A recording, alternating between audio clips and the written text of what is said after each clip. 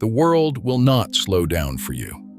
It has never slowed down for anyone. The noise, the demands, the relentless forward motion of a life in progress. These are not temporary conditions you will eventually outrun. They are the permanent texture of a human life lived in the company of other people inside a civilization that rewards speed and punishes pause.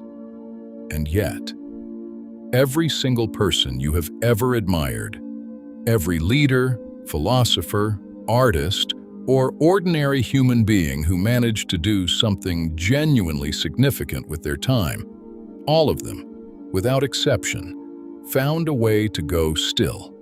Not by escaping the noise, not by removing themselves from the demands, but by developing, through practice and discipline and a specific kind of philosophical courage, the capacity to be still inside the noise. To carry a quiet center through a loud world. This is what this audiobook is about. Not the stillness of meditation retreats or the absence of obligation, but the deep, sovereign, daily stillness of a person who has learned to protect their interior from the chaos that exists, inevitably and permanently, outside it. I want to tell you something before we begin. Somewhere in this audiobook, close to the final chapters, we will arrive at the single most counterintuitive truth about ambition and achievement that Stoic philosophy ever produced. Most people who hear it resist it immediately, and then, quietly, over the weeks that follow, find that it has changed the entire way they relate to their own life. Hold that in mind as we go. But first, we need to understand exactly what stillness is not. Because most people who believe they are seeking stillness are actually seeking something else entirely. And that confusion is why they never arrive. Chapter 1. What stillness actually is. There is a widespread misunderstanding about stillness that prevents most people from ever experiencing it. The misunderstanding is this: stillness is the absence of activity. It is not. Stillness is the presence of a specific quality of interior experience that can exist inside activity, noise, conflict, and the most demanding external circumstances a human life can produce. The general who can remain calm while making decisions that determine the lives of thousands. The surgeon whose hands do not shake in the moment that matters most. The parent who can be fully present with a frightened child at the end of an exhausting day.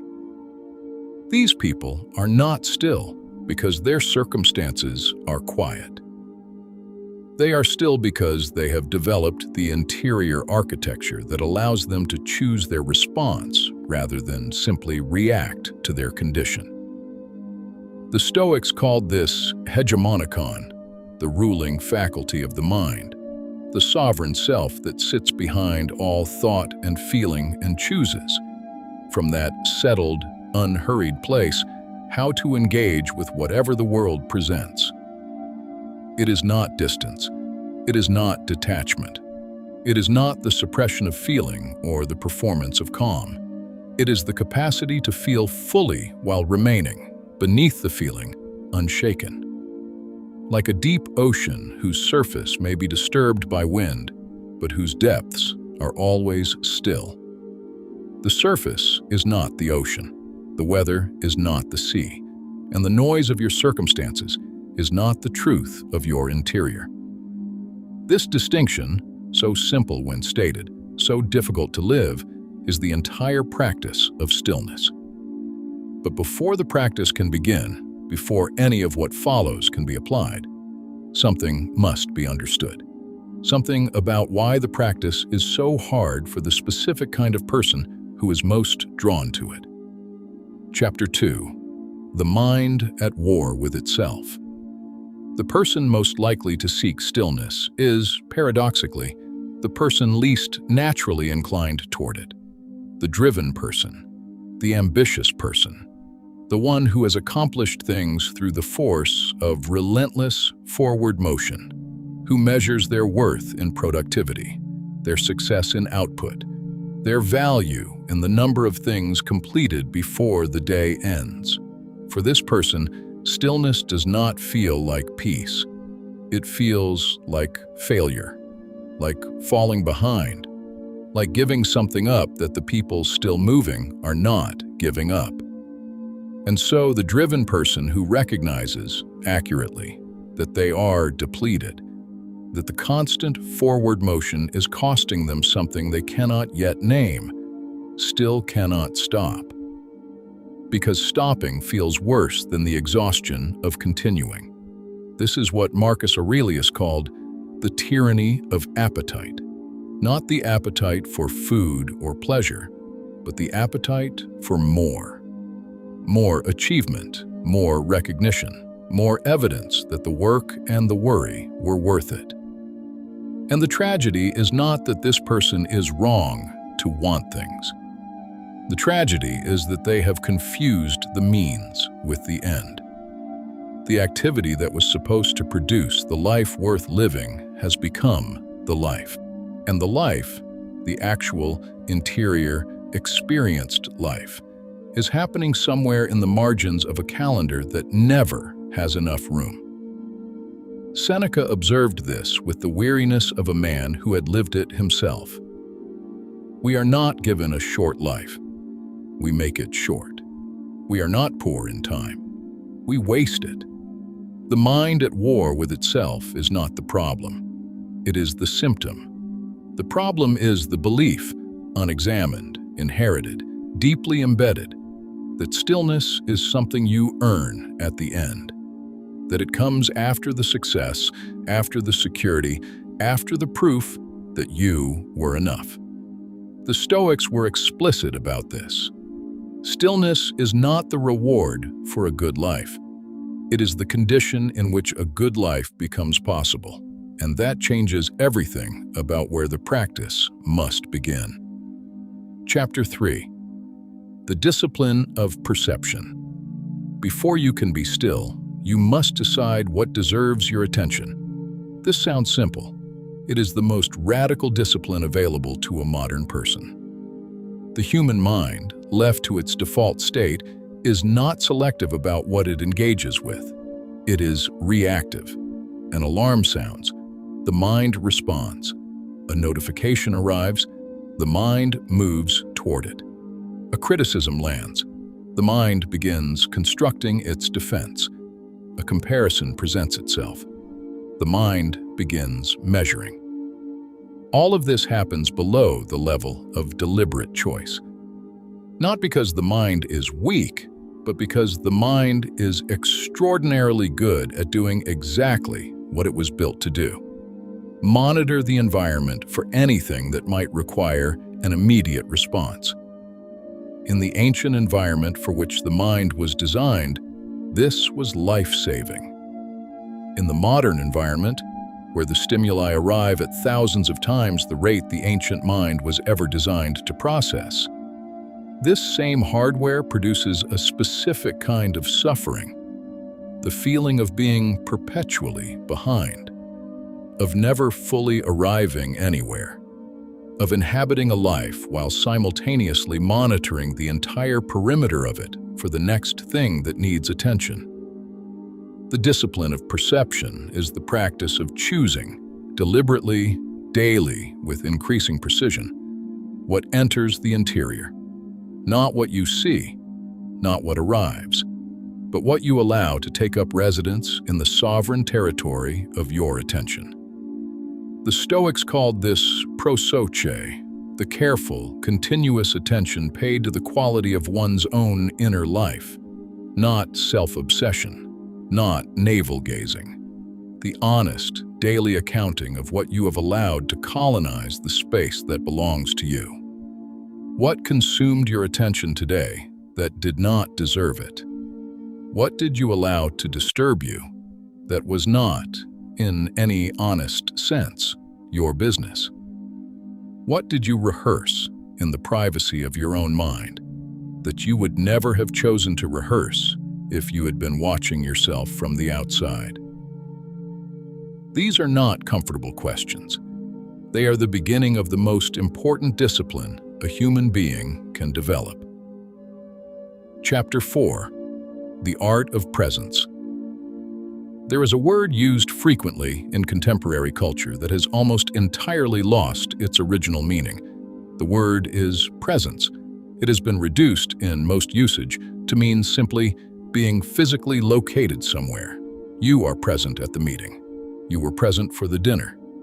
You showed up. But this is not what the Stoics, or any serious philosophical tradition, meant by presence. Presence, in its genuine form, is the complete occupation of a single moment. Not the occupation of the moment while simultaneously monitoring 3 others. Not the occupation of the moment filtered through the lens of how it compares to a different moment you would prefer. Not the occupation of the moment with one eye on the exit, already calculating what comes after. Full presence is the gift of complete, undivided, unhurried attention given to the person, the task, or the experience that is actually here. And it is, in the modern world, extraordinarily rare. So rare that when people encounter it, when they sit across from someone who is actually completely there, they feel immediately and instinctively that they are in the presence of someone significant. Not because the person said anything significant, but because the quality of their attention, the sense that this moment and this person are, to them, the only thing, communicates something that no performance of importance has ever managed to replicate. Full presence is the outward expression of inner stillness. You cannot fake it, and you cannot manufacture it by trying harder.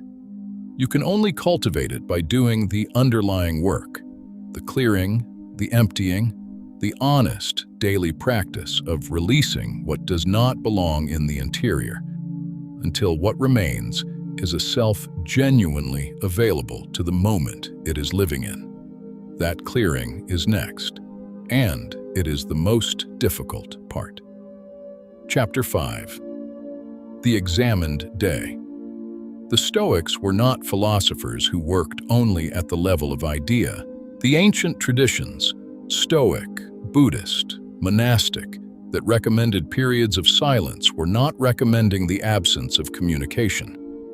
They were recommending the creation of conditions in which the interior voice, the one beneath the social performance, beneath the constructed narrative, beneath the managed self, could finally be heard. Most people do not know what they actually think, not because they are unintelligent, because they have never created the conditions of sufficient quiet for the thought to fully form. The thought that arrives in the middle of noise is not the same thought that arrives in genuine stillness.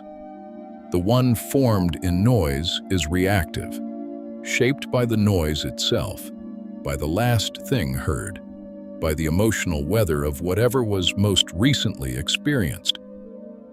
The thought formed in stillness is original. It belongs to the person who had it. It emerges from the specific, unrepeatable interior of a mind that has been given the rare gift of its own undivided company. 20 minutes of genuine silence per day, not silence as the absence of external sound, but silence as the deliberate withdrawal from all input, will, over months, produce a quality of thinking so different from what went before that the person practicing it will find it difficult to explain to someone who has not. Not deeper in an abstract sense, more accurate, more genuinely their own, more trustworthy as a guide to the decisions that matter most. This is the gift of silence, not peace exactly, though peace often follows. Clarity. The specific, hard-won clarity of a mind that has finally met itself without an audience. Chapter 8. The Limits of Ambition. We have arrived at the chapter I told you about at the beginning, the one most people resist, and then cannot forget. The Stoics had an observation about ambition that runs so directly against the values of modern culture that it sounds, at first, like defeat. It is not defeat. It is one of the most liberating ideas in the entire history of practical philosophy. The observation is this: there is a level of achievement, of accumulation, of external proof, beyond which more of the same produces not more satisfaction but less. Not because the achieving person becomes corrupt, not because success is dangerous, but because the mind that has organized itself entirely around the pursuit of external validation, even when that validation arrives, even in the full, unambiguous form of everything that was sought, does not find in the arrival what it believed was there. It finds a brief satisfaction. And then the familiar restlessness, and the recalibration of the target, and the forward motion again toward the next proof that the self is enough. This is what the Stoics called the infinite regress of appetite. The nature of desire is not to be satisfied by its object. The nature of desire is to be temporarily quieted and then to return, directed now at a larger object than the one that just failed to fill it. The person who understands this makes a decision that looks, from the outside, like moderation. From the inside, it is something different. It is the decision to locate satisfaction not in the outcome, not in the arrival at a destination that keeps moving, but in the quality of the doing itself, in the work done well today, in the person treated with full attention today, in the 10 minutes of genuine stillness actually inhabited today. The Stoics called this preferred indifference, the state of pursuing excellence while remaining genuinely unattached to whether the excellence is recognized or rewarded. Not because recognition doesn't matter, but because the recognition was never the actual point. The actual point was always the quality of the person doing the work. And that quality, unlike recognition, unlike reward, unlike any external measure of success, is entirely within your governance, every single day, regardless of what the world decides to do with it. Chapter 9. The Daily Practice. Stillness is not a destination, it is a practice. And like all practices, it produces results, not in proportion to the dramatic gestures, but in proportion to the quiet, daily, unremarkable commitments that accumulate over time into something that can be relied upon. Here is the architecture. Morning, before anything else enters, before the phone, before the news, before the inbox that will tell you what everyone else needs from you today. 5 minutes of complete stillness, not meditation necessarily, though meditation serves this purpose well. Simply silence, the body still, the eyes closed or soft, no input, just the specific experience of being a mind before the world has made any demands on it. This is not luxury, this is maintenance. The 5 minutes spent here will not be taken from your productivity. They will be returned to it with a quality of clarity that the first thing morning scroll will never produce. Midday, the recalibration. A single question asked honestly at the middle of the day. Am I responding to what is actually happening, or am I reacting to my interpretation of it? This question, asked regularly, becomes the most reliable pattern interrupt available to a person who has committed to the practice of stillness.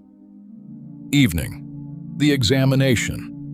We discussed this in Chapter 5, but its placement in the daily architecture bears repeating. The day examined honestly, not exhaustively, not with the precision of a forensic accountant, but simply, what was I today? And what do I intend to be tomorrow? These three practices, morning stillness, midday recalibration, evening examination, are the complete structure of a daily practice that, maintained with consistency over 90 days, will produce a quality of interior life so different from what preceded it that the person maintaining it will find the previous version of themselves almost unrecognizable. Not dramatically, quietly, in exactly the way that real change has always happened, below the threshold of visibility, in the unremarkable daily repetitions that the dramatic mind consistently underestimates. Chapter 10. The Sovereign Life. We arrive, finally, at the life that stillness makes possible. Not the absence of difficulty. Not the permanent resolution of all uncertainty. Not the arrival at a condition where the world stops making demands. None of that. The sovereign life is simply this: a life in which the interior is consistently more powerful than the exterior, in which what happens inside you, your response, your attention, your values, your quality of presence, is chosen rather than simply inherited from whatever the world most recently threw at you.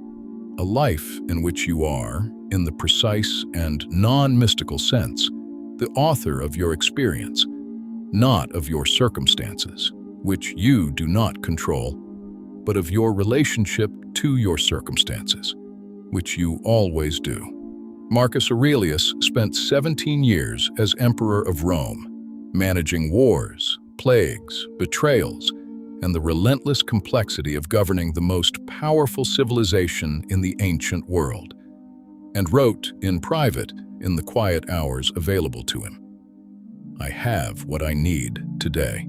That is enough, not resignation, not the abandonment of ambition or the suppression of desire, the genuine, practiced, daily recognition that the present moment, fully inhabited, honestly examined, lived with the complete attention of a mind that has chosen to be here, is enough, that it has always been enough, that the frantic pursuit of a future stillness, a peace that will arrive after this project, this achievement, this final proof, has always been the thing preventing the peace that was available right now. This is the sovereign life, not exceptional circumstances, an exceptional quality of attention brought to ordinary ones.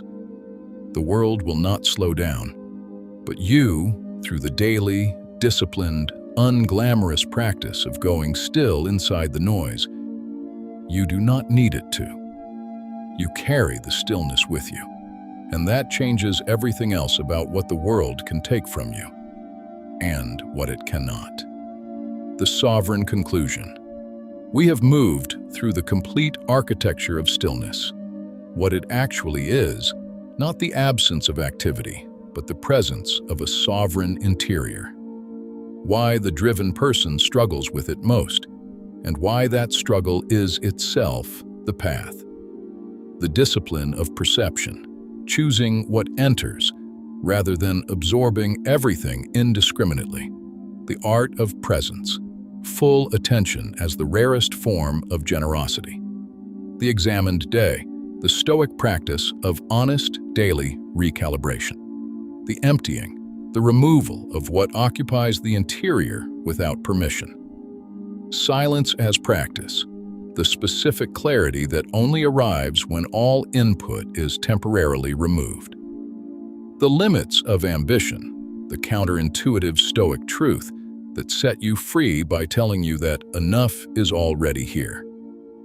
The daily practice, morning, midday, evening, the three ordinary rituals that build, over time, the extraordinary interior. And the sovereign life, not exceptional circumstances, but exceptional presence brought to ordinary ones.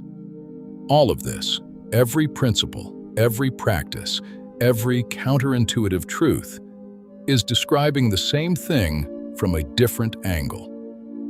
The decision to live from the inside out, not to wait for the world to become quiet before you allow yourself to be still, but to build the stillness first, brick by quiet brick, day by examined day, and to carry it as armor and as gift simultaneously into every noisy, demanding, uncooperative circumstance that a full human life will inevitably present.